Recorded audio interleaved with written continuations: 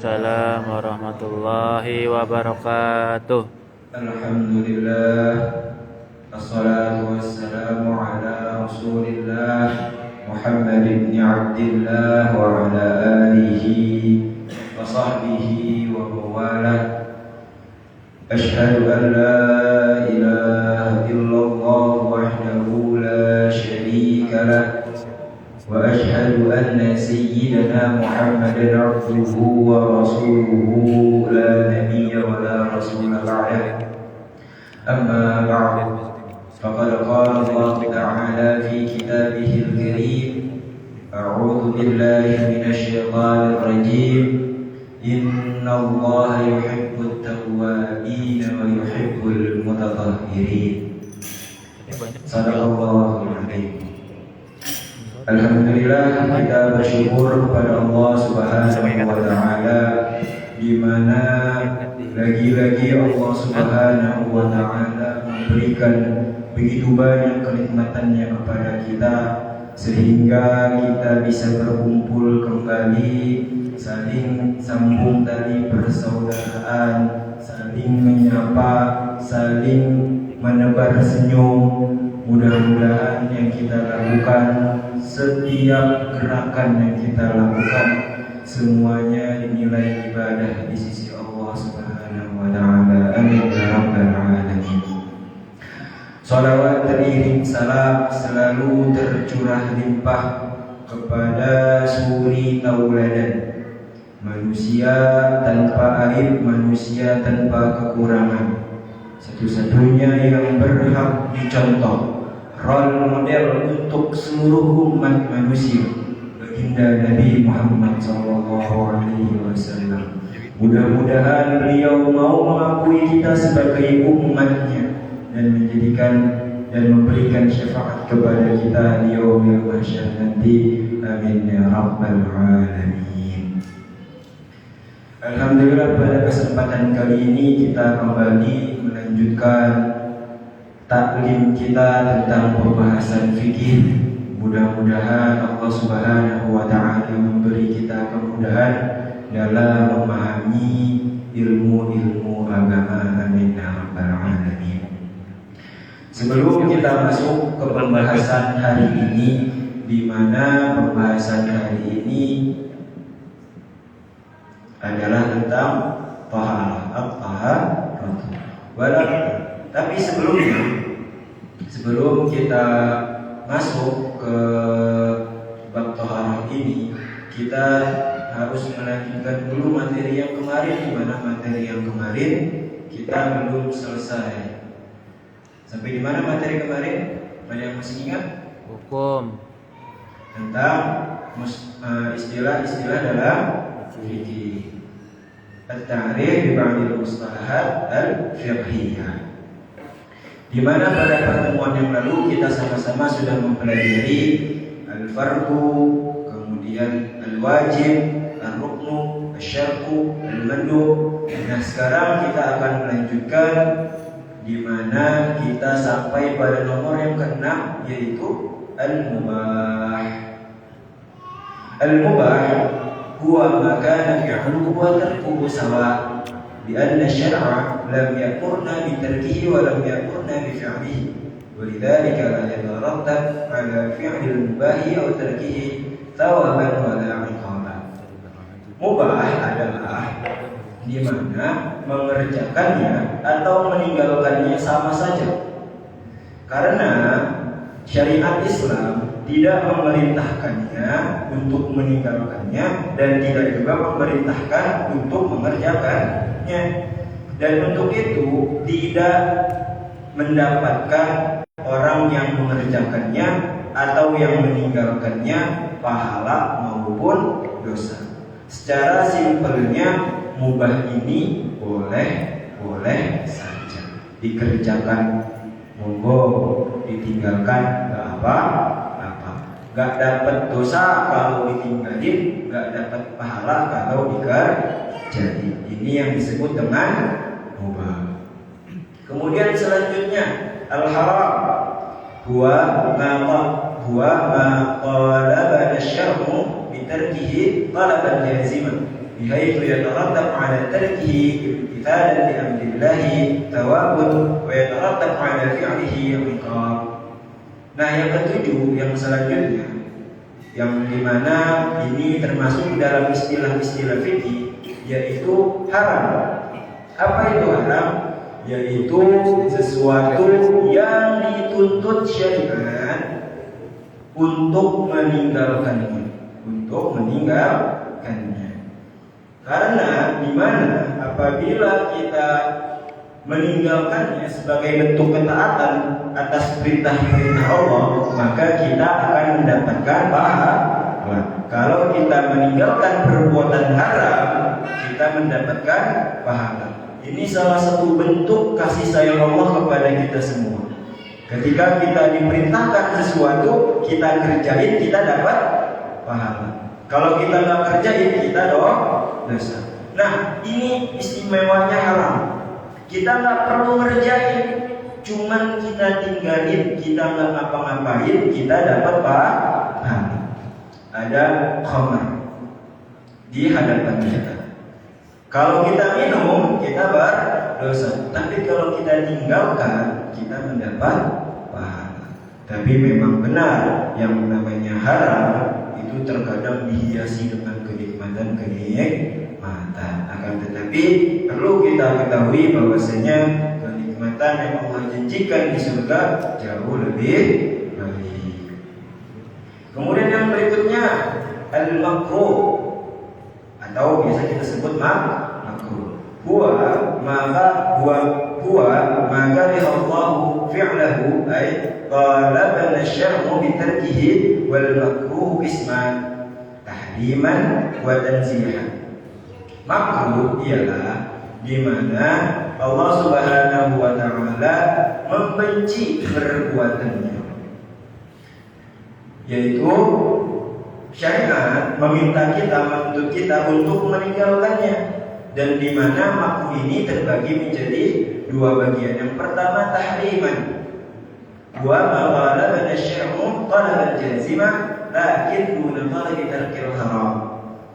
Yaitu syariat menuntut kita untuk meninggalkan makruh tahriman, dan di mana apabila kita mengerjakan makruh tahriman kita mendapatkan dosa, akan tetapi dosanya berbeda dengan dosa haram. Jadi ini sedikit di bawah haram, al-makruh tahriman. Dan yang kedua al-makruh tanzihan, huwa ma ghalaba asy-syar'u talaban ghairu jazim, yaitu makruh yang tidak harus atau enggak dituntut untuk meninggalkannya. Apabila kita mengerjakannya, kita enggak berdosa. Tapi ketika kita tidak mengerjakannya, kita mendapatkan pahala. Kemudian yang berikutnya al-ada, wa fi'lul ibadah fi waqtiha al-muhaddad min qabli syara', yaitu mengerjakan ibadah di waktu yang sudah ditentukan atau disesuaikan. Contoh misalkan sholat subuh dari jam 4:30 sampai jam 6 misalkan, itu kita sebut dengan ada atau biasa kita sebut tunai. Sedangkan yang ke-10 adalah al-qadha, wa fi'lul ibadah allati wujibat kharij waqtiha al-muhaddad laha bi qabli syar', di mana pada ini adalah suatu perbuatan ibadah di mana diwajibkan di luar waktunya. Misalkan puasa Ramadan diwajibkan pada bulan puasa, tapi ketika kita tidak mampu untuk melaksanakan puasa di bulan Ramadan, maka kita dikenakan qadha, mengerjakannya di luar waktu Ramadan.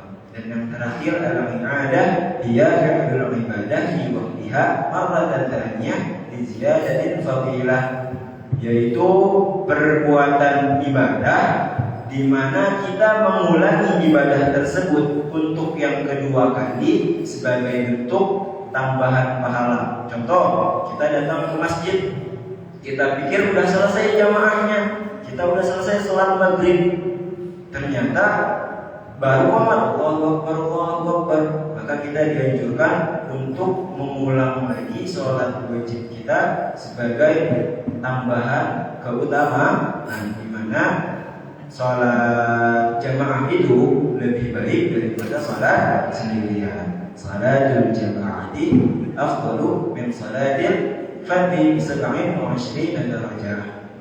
Nah, lalu bagaimana dengan sholat? Apakah sholat itu ada qadanya? Ini sering kita hadapi. Qada ada sholat ada qadanya nggak sih? Kalau misalkan puasa ada qadanya. Kita nggak mampu melaksanakan puasa di bulan Ramadan, entah sebab musafir, entah sakit, entah haid bagi perempuan. Nah, kita bisa mengqadanya di luar waktu Ramadan. Akan tetapi bagaimana dengan sholat? Apakah sholat itu ada qadanya? Nah, sholat ada qadanya, akan tetapi dengan syarat. Apa syaratnya? Syarat boleh diqadha dengan syarat dia meninggalkannya tanpa sengaja. Kalau dia sengaja meninggalkan sholat, dia nggak ada qadha, diwajibkan qadha, dia diwajibkan taubat. Mengapa demikian? Karena kalau misalkan kita lihat mazhab lain, di mana mazhab lain menjadikan sholat ini di atas kewajiban yang disebut dengan fardu. Kalau misalkan fardu, kalau misalkan kita sengaja meninggalkannya, maka kita bisa disebut orang kafir. Nah, untuk itu ketika kita sengaja meninggalkan sholat, kita tidak diwajibkan untuk mengqadhanya, tapi kita diwajibkan untuk bertaubat. Di sini fungsinya taubat. Tapi kalau kita nggak sengaja, misalkan lagi tidur kita kebablasan subuh lewat, atau misalkan nih biasa terjadi kita kelupaan, misalkan hari ini kita arisan, nanti sholat zuhurnya pas udah nyampe rumah, pas bulan berikutnya. Oh iya, dulu pas habis bulan Ramadan saya lupa belum sholat zuhur ketiduran. Nah, ketika kita ingat, kita diwajibkan untuk mengqadhanya. Tapi kalau misalkan dengan sengaja kita tinggalin, maka tidak ada qadha. Yang ada kita harus bertaubat. Di sini fungsinya taubat. Kenapa? Karena saya sering atau pernah dengar ada pengajian di mana pengajian ini menganjurkan kita setiap sholat wajib diulang 2 kali, subuhnya 2 kali, zuhurnya 2 kali, asarnya 2 kali, maghribnya 2 kali, isyanya 2 kali, sebagai bentuk qadha sholat. Nah, yang seperti ini menghilangkan kemudahan dalam konsep kemudahan dalam Islam. Kira-kira ribet nggak setiap sholat diulang 2 kali? Ribet ya. Sedangkan yuridullahu bikumul islah wa la yuridu bikumul usra. Allah menginginkan kemudahan dan Allah tidak menginginkan kesulitan. Alangkah sulitnya kita mengulang setiap sholat kita 2 kali. Nah, disinilah taubat berfungsi. Kita memohon ampun kepada Allah. Kita menyesal, ya Allah, dulu saya jadi dia, ya Allah, dengan terang-terangan saya meninggalkan sholat, dengan sengaja saya meninggalkan sholat. Menyesal dalam hatinya. Syarat yang pertama taubat, menyesali bahwasanya dia telah berbuat dosa. Yang kedua, syarat taubat, bertekad untuk tidak mengulanginya lagi di waktu yang akan datang.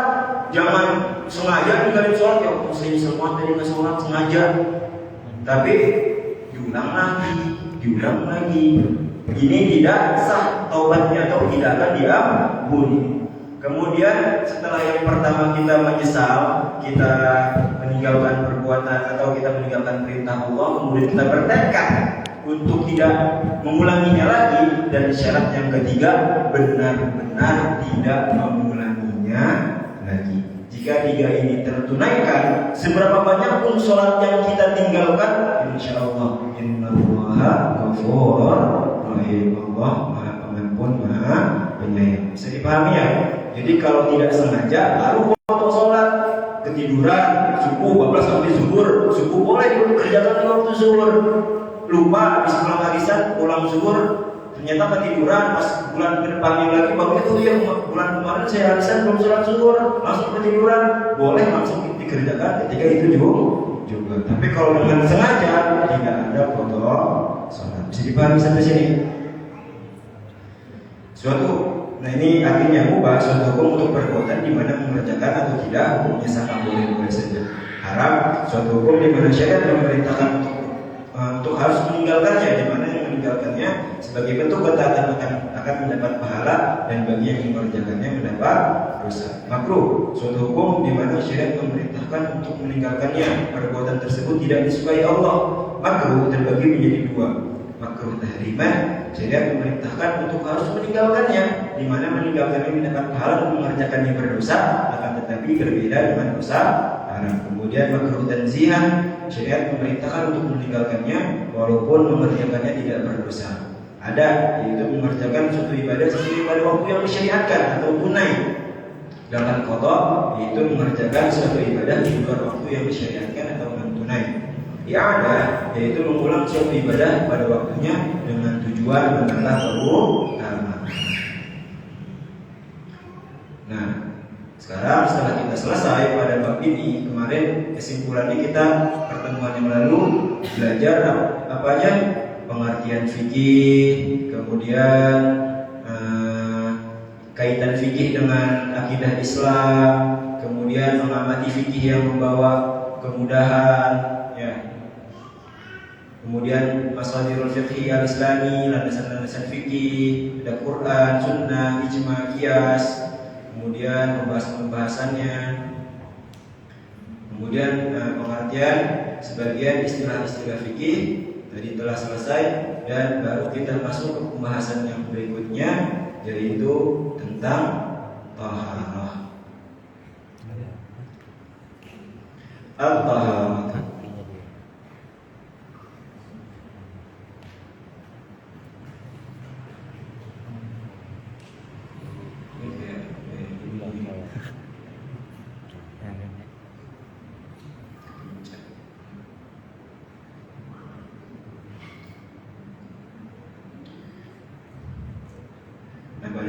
Kita akan sama-sama belajar tentang at-taharah. Kemungkinan kita semua pasti sudah pernah belajar, tapi mungkin masih ada yang belum pernah belajar sama sekali tentang taharah. Biasanya di SD, di madrasah, di pengajian kita diajarin tentang taharah, atau biasa kita sebut dengan bersuci. Nah, yang akan kita pelajari hari ini adalah di sanata'allamuha fi rahmatin. Yang pertama, ta'rifut taharah, pengertian taharah. Kemudian yang kedua, inayatul Islam dan taharah, perhatian Islam terhadap taharah. Kemudian yang ketiga, hikmatul tasyri'at taharah, hikmah syariat taharah. Kemudian taqsimul miyah i'tidari jawdatiha, pembagian air dari kualitasnya. Kemudian taqsimul miyah i'tidari kamiyatiha, pembagian air dari kuantitas. Ini yang akan kita pelajari pada hari ini. Taharah, apa itu taharah? Ta'rifut taharah. Sekarang yang pertama, masuk pembahasan yang pertama. Poin pertama yaitu tentang pengertian taharah. At-taharah lughatan. Taharah secara bahasa an-nadhafatu wa takhallus minal adnas, hissiyatan kanat kan najis atau ma'nawiyatan kanat kal hasan. Yuqal tatahharu bil ma'i ay tanadhafa min ad-danas wa tatahharu min al-hasadi ay takhallasa minhu. Taharah secara bahasa artinya kebersihan atau melepaskan diri dari kotoran-kotoran hissiyatan kanat yang kelihatan seperti najis atau ma'nawiyatan kanat atau yang tersirat seperti hasad.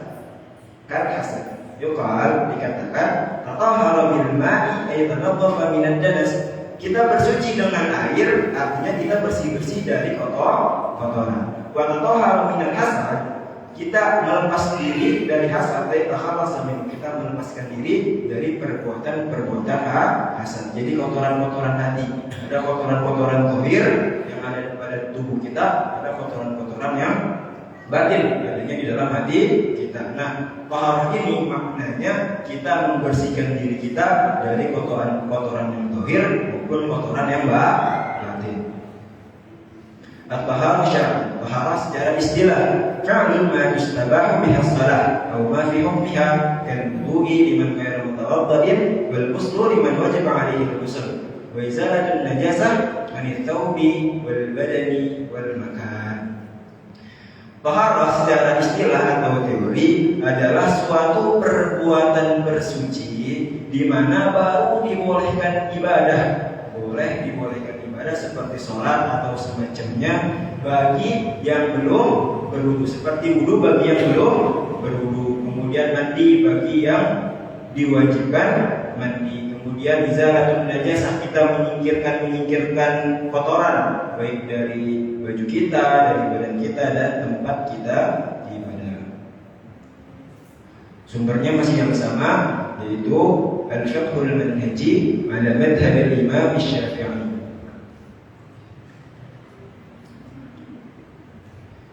Pengertian taharah secara bahasa, taharah adalah membersihkan atau menyingkirkan kotoran baik yang terlihat seperti najis maupun yang tidak seperti hasan. Secara istilah, taharah adalah suatu perbuatan bersuci di mana baru dibolehkan ibadah apabila taharah telah ditunaikan.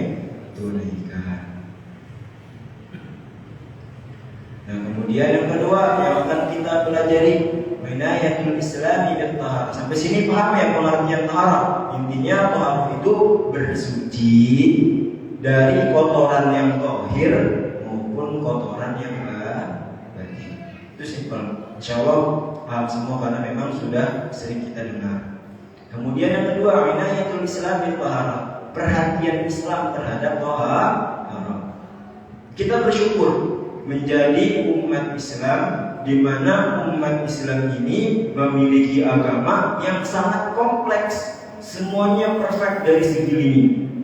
Kita bayangin Nabi Muhammad SAW bukan seorang nabi yang sukses di bidang agama saja, bukan sukses di bidang agama saja. Dari bidang militer, bayangin 313 melawan 1000, tapi Nabi Muhammad SAW tetap menang. Di bidang ekonomi, ketika itu umat Islam sampai susah sedekah karena pada orang kaya semua maju. Di bidang sosial, menjadi hubungan sama orang Yahudi ketika itu di kota Madinah, piagam Madinah. Kemudian bagaimana menaklukkan kota Mekah tanpa peperangan, juga sukses. Dalam kesehatan, Nabi Muhammad tidak pernah sakit kecuali ketika pengen meninggal dunia. Nah, ini adalah bentuk atau gambaran bagaimana kuasa Allah terhadap Islam. Digambarkan dalam satu sosok manusia, yaitu baginda Nabi Muhammad SAW, dan beliau memberikan gambarannya, memberikan ajarannya kepada kita melalui fikih. Baik air aja, bersuci aja kita diajarin, di mana belum tentu agama-agama lain mengajarkan kepada para pemeluknya. Laqad a'tana al-Islam bil taharati wan nazafah inayatan tamah min dzalika mimma yali. Sungguh Islam memperhatikan terhadap taharah, terhadap bersuci dan kebersihan, perhatian yang sempurna, di mana akan tampak dari hal-hal berikut. Yang pertama, al-amru bil wudu'i li ajli shalah kullu yawmin 'iddata marrat. Perintah untuk berwudu setiap mau ingin mendirikan salat, setiap hari beberapa kali. Kita pengen sholat subuh berwudu, sholat duha berwudu, kalau misalkan mengerjakan sholat zuhur berwudu lagi, di mana wajah kita atau seluruh badan kita selalu dibersihkan. Allah Subhanahu wa taala berfirman, "Ya ayyuhalladzina amanu idza qumtum minas salati faghsilu wujuhakum wa aydiyakum minal marafiq wamsahu bi ru'usikum wa arjulakum minal ka'bayn." Wahai orang-orang yang beriman, apabila kamu ingin mendirikan sholat, ini termasuk nanti jadi gambaran rukun wudu. Yang pertama, idza qumtum ila shalah faghsilu wujuhakum, basuhlah wajah kalian, wa aydiyakum minal marafiq, tangan kalian sampai siku, wamsahu bi ru'usikum, usap kepala kalian, wa arjulakum minal ka'bayn, kaki kalian sampai kaki. Kemudian al-haddu 'alal ghusli fi katsir minal munasabat, menganjurkan untuk mandi di berbagai macam kesempatan atau momen. Pengen Jumatan dianjurin mandi, sholat Id dianjurin mandi, setelah berhubungan suami istri dianjurkan mandi, mimpi basah dianjurkan mandi, setelah selesai haid atau nifas dianjurkan mandi, bahkan orang yang meninggal pun dimandi. Kalau mandi sendiri serem. Wa in kuntum junuban fatahharu. Surat Al-Maidah ayat 6. Kemudian yang ketiga, al-amru biqassil azfar wa nazafatil asnan wa taharatus thiyab, memerintahkan untuk memotong kuku, membersihkan gigi, membersihkan baju, sebagaimana Nabi Muhammad SAW bersabda, qala Rasulullah SAW, khamsun minal fitrah, al-khitan, al-istihdad, wa natful ibad, wa takrimul ladhafir, wa qasl syarib. Rawahul Bukhari wa Muslim. Nabi Muhammad SAW bersabda, 5 hal termasuk fitrah atau keharusan seorang Islam. Apa? Yang pertama, khitan. Laki-laki wajib sunnah bagi perempuan. Kemudian al-istihdad. Apa itu al-istihdad? Al-istihdad itu mencukur bulu kemaluan. Agak jorok, tapi memang inilah fikih. Kemudian manatful libat, mencukur bulu ketiak, juga dianjurkan oleh Nabi Muhammad. Kemudian mentaqlimul ghafafir, memotong kuku, maqasus syarib, dan mencukur kumis. Nah, mencukur kumis juga masuk ke dalam fitrah atau harus dilaksanakan, dianjurkan. Akan tetapi beda dengan jenggot. Sedangkan kalau jenggot adalah sunnah. Kemudian Nabi Muhammad SAW dalam riwayat lain bersabda, "Laula an asyqa 'ala ummati la amartuhum bisiwak inda kulli shalah."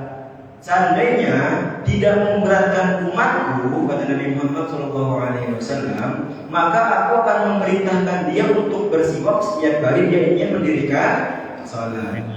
Inilah bentuk perhatian Islam terhadap kebersihan, di mana sampai-sampai gigi juga diperhatikan. Kalau misalkan kata Nabi Muhammad, kalau umat saya nggak keberatan, saya akan menyuruh mereka untuk bersiwak sebelum menghadap Allah, sebelum dia mendirikan salat. Perhatian Islam terhadap kesucian. Ini artinya sungguh Islam terhadap kesucian dan kebersihan memberikan perhatian penuh, dan ini tampak dari hal-hal berikut. 1. Perintah untuk berwudu sebelum sholat beberapa kali dalam sehari. Kemudian menganjurkan untuk mandi dalam beberapa waktu dan kesempatan. Kemudian perintah untuk memotong kuku, menyikat gigi, dan membersihkan pakaian. Nah, ini quotes of the day. Ada quotesnya sekarang. Laisal jamal bi ahwanin tasayyinuna, innal jamala jamalul 'aini wal adabi. Apa artinya? Bukanlah keindahan dari pakaian yang menghiasi kita, sesungguhnya keindahan itu dari ilmu dan budi bakhti. Orang yang gak ganteng-ganteng amat, tapi dia berilmu dan punya akhlak, maka dia akan kelihatan indah beauty-nya, akan kelihatan gantengnya, daripada orang yang ganteng tapi konyol, tengil. Kita bakalan cepat ngelihatnya ya. Dia tengil. Tapi kalau misalkan dia walaupun gak ganteng-ganteng amat, tapi dia kalem, kemudian penuh dengan keilmuan, ketika sama orang lain tahu etika-etikanya, itu bakalan kelihatan bener beauty-nya, kelihatan gantengnya. Iya kayak opa lah. Kata-katanya Pak. Yang gitu ah. Nah sekarang yang ketiga, hikmatul tasyri' wa taharah. Pelajaran dari disyariatkannya taharah. Pada pertemuan yang lalu saya pernah menyampaikan bahwasanya setiap yang diperintahkan oleh Allah dalam syariat fikih itu semua ada pelajaran, itu semua ada hikmah-hikmahnya yang dapat kita ambil dan kita jadikan pelajaran. Nah, apa saja hikmah dari Allah? Pasti hikmahnya banyak. Hikmah tasyri' wa taharah. Laqad syara'a al-Islam at-taharah bi hikamin katsirah yadhkuruha minha ma yali. Sungguh Islam telah menyatakan bersuci untuk hikmah yang banyak. Akan tetapi kita menyebutnya sebagian sebagai berikut. Yang pertama, kekecilan ya, tulisannya ya. Besok digedein lagi dah. Siap. An-taharah, maka biar sama-sama kita belajar. An-taharah min dawa'il fitrah. Fal insanu yamilu ila an-nadhafati bi fitratihi wa yunaffiru bi tab'ihi min al-wasakhah wal qadarah. Wa lima kana al-islamu dinul fitrah kana tabi'an an yaqra bil taharah wal muhafadzah 'ala an-nadhafah. Sesungguhnya taharah ini bagian dari naluri manusia. Kebersihan ini bagian dari naluri manusia. Di mana fal insanu yamilu ila an-nadhafah, manusia itu condong kepada kebersihan, bi fitratihi wa yunaffiru bi tab'ihi min al-wasakh, dan dia menyingkirkan nalurinya manusia itu enggak suka sama hal-hal yang jorok. Wa limakana Islam dinul fitrah, dan di mana kita mengetahui bahwasanya Islam itu agama yang sesuai dengan naluri manusia, maka Islam memerintahkan untuk bersuci dan menjaga kebersihan. Kira-kira nih, kita sebagai manusia jujur suka yang bersih atau suka yang jorok? Bersih. Nah, maka dari itu Islam memerintahkan kita untuk menjaga kebersihan. Tanda bahwasanya Islam adalah agama yang manusiawi atau agama yang rahmatan lil alamin. Kemudian salah satu dari hikmah atau pelajaran disyariatkannya kebersihan atau kesucian, al-muhafadzah 'ala karamatil muslim, menjaga kemuliaan atau kehormatan seorang muslim. Al-muhafadzah 'ala karamatil muslim wa 'izzatihi, fan-nasu yamiluna bi tab'ihim ila an-nadhif wa yarghabuna bil ijtima'i ilayhi wal julusi ma'ah wa yakrahuna al-wasakh wa yahtakirunahu wa yunaffiruna minhu wa la yarghabuna bil julusi ilayhi. Wa lima kana al-islamu harisan 'ala karamatil mu'min wa 'izzatihi amarahu bin nazafah liyakuna baina ikhwanihi 'azizan karima. Menjaga kehormatan seorang muslim dan kemuliaannya, sebagaimana manusia itu condong kepada kebersihan, menyukai orang-orang yang bersih, dia suka kumpul sama orang-orang yang bersih, wangi, ya. Wal jurus ma'ahum, bergaul sama orang-orang seperti itu. Coba kita bayangin, kita punya teman, setiap kali teman kita ngobrol, kita muntah.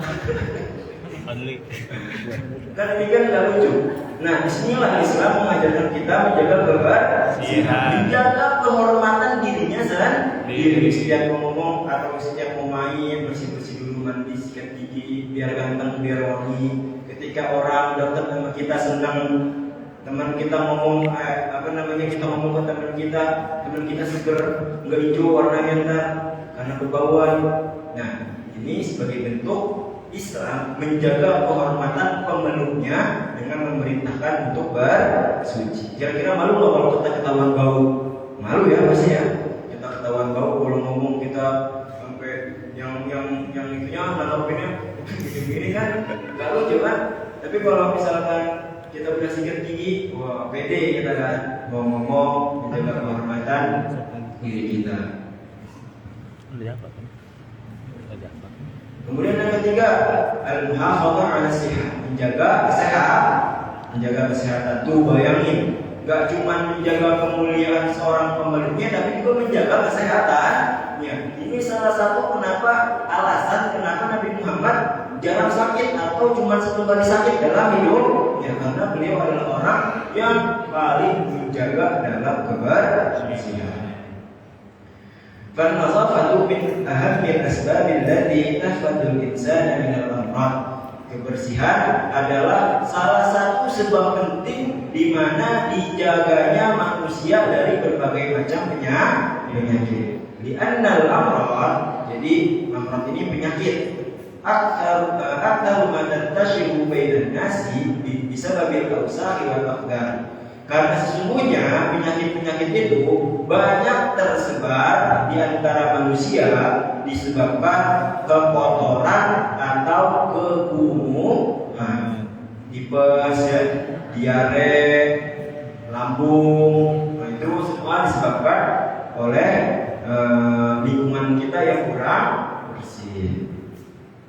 Saya bukan dokter tapi tahu yang begituan. Al-wuqufu baina yaday Allahi tahiran nazifan.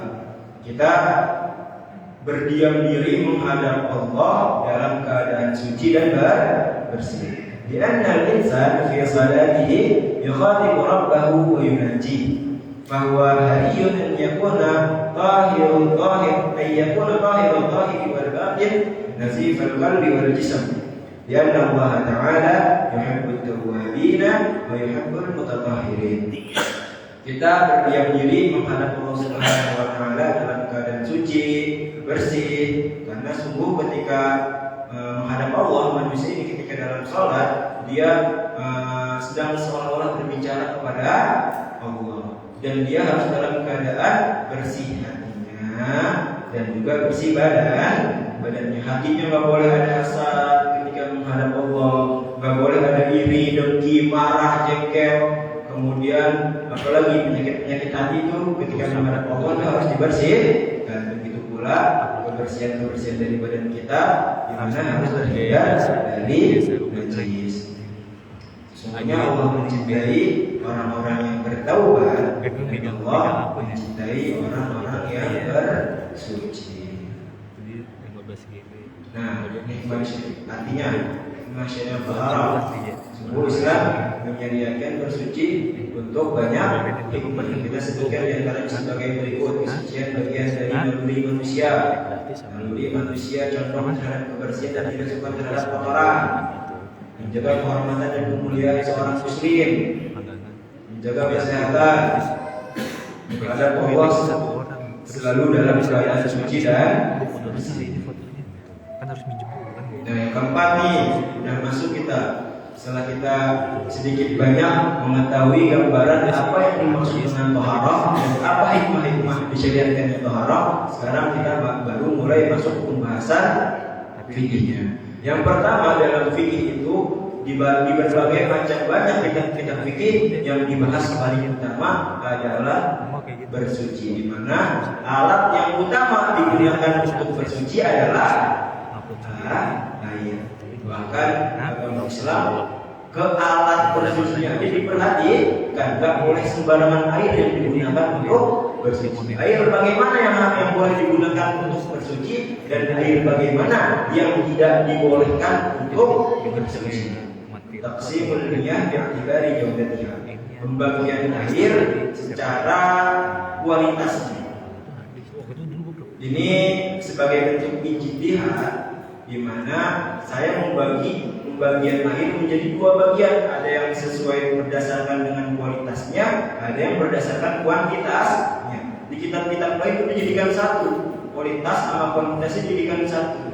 Jadi kalau menurut saya dipisah ini lebih mudah untuk dipahami, mana yang air secara kualitas, mana air yang secara kuantitas atau jumlahnya. Yang pertama nih, taksimul miyah bi'tibari jawdatiha, pembagian air berdasarkan kualitasnya. Yang pertama, at-tahirul mutahhir, air suci mensucikan. Wa huwal ma'ul mutlaq al-baqi 'ala wasfi khalqatihi allati khalaqahu Allahu 'alaiha. Apa sih air mutlak itu? Wa huwal ma'ul mutlaq. Apa sih air mutlak? Yang disebut mutlak itu air apa? Misal. Hah?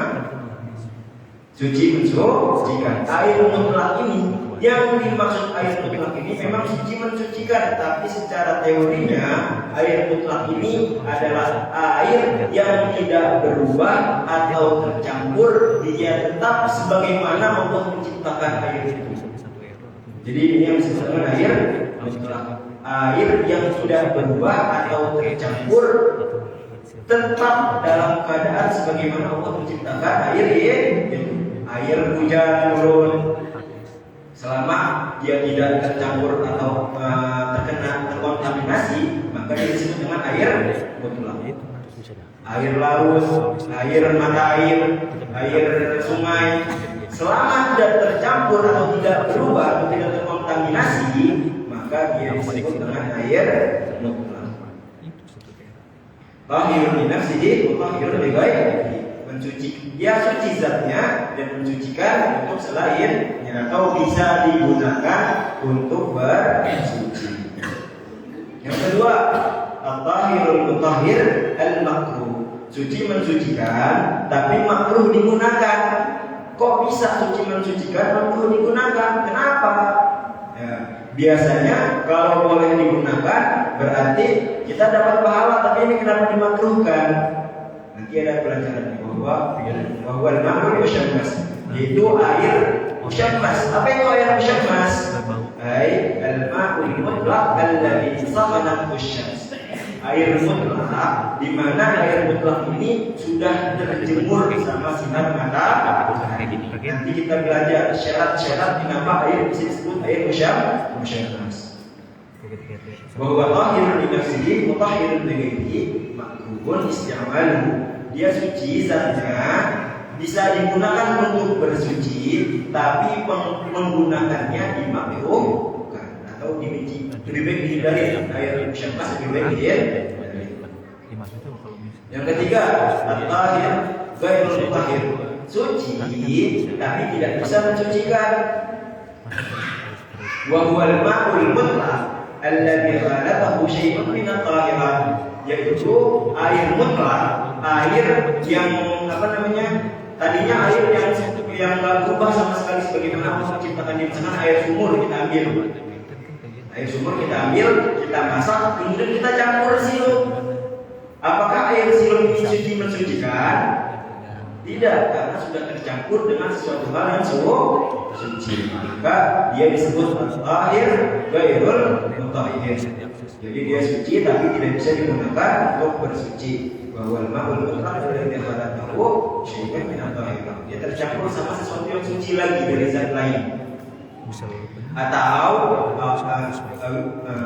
awil ma'ul musta'mal, atau air musta'mal. Apa itu air musta'mal? Nanti kita pelajari. Kalau jangka panjang. Tahir li nafsihi ghairul mutahhirin li ghairihi. Suci zatnya tapi tidak bisa mensucikan hal-hal selain.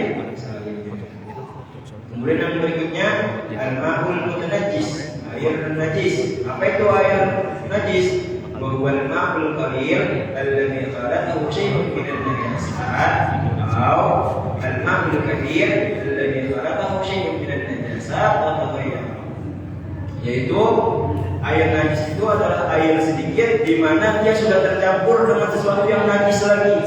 Kalau air suci tapi tidak mensucikan, dia tercampur dengan sesuatu yang suci. Contohnya teh, kopi, sirup. Nah itu sesuatu yang suci lah, bisa diminum.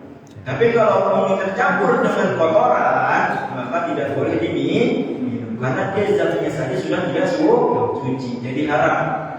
Misalkan ada teh, ditiupkan teh hijau, nah jadi haram. Nah, sudah tercampur dengan sesuatu dari najis. Soalnya kondisi kita ini bisa dilihat. Ghairul tahir li nafsihi wa ghairul mutahhirin li ghairihi. Tidak suci zatnya dan tidak mensucikan selainnya. Nah, sebagian air berdasarkan kualitasnya, ini terjemahnya. Air suci mensucikan, yaitu air mutlak yang tetap sesuai dengan apa yang diciptakan Allah atau tidak berubah atau tercampur. Beda ya kalau misalkan dia berubah alami, misalkan berlumut atau kena debu, dia tetap suci mensucikan sebagaimana fitrahnya air.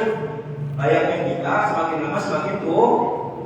Itu memang fitrahnya air seperti itu. Kalau memang dia tidak mengalir, tapi kalau mengalir dia nggak kecil kemungkinannya kalau dia jadi berlumut. Kemudian air suci mensucikan makruh digunakan, yaitu air mutlak yang terjemur matahari. Air suci tidak mensucikan, air mutlak yang tercampur dengan sesuatu yang suci, atau air yang sedikit. Nah, ini ada istilah sedikit, ada istilah banyak. Nanti kita akan pelajari di pembagian air berdasarkan kuantitas atau jumlahnya. Atau air sedikit yang sudah digunakan untuk bersuci. Ini yang dimaksud dengan air musta'mal, yaitu air yang sudah digunakan untuk bersuci. Kemudian yang keempat, air najis, yaitu air mutlak yang sedikit dan tercampur najis, atau air banyak. Jadi ada air sedikit, ada air banyak yang tercampur najis hingga berubah zatnya. Nah, yang pertama pembahasannya at-tahirul mutahhir, suci dan mensucikan. min anwa'i ilmiah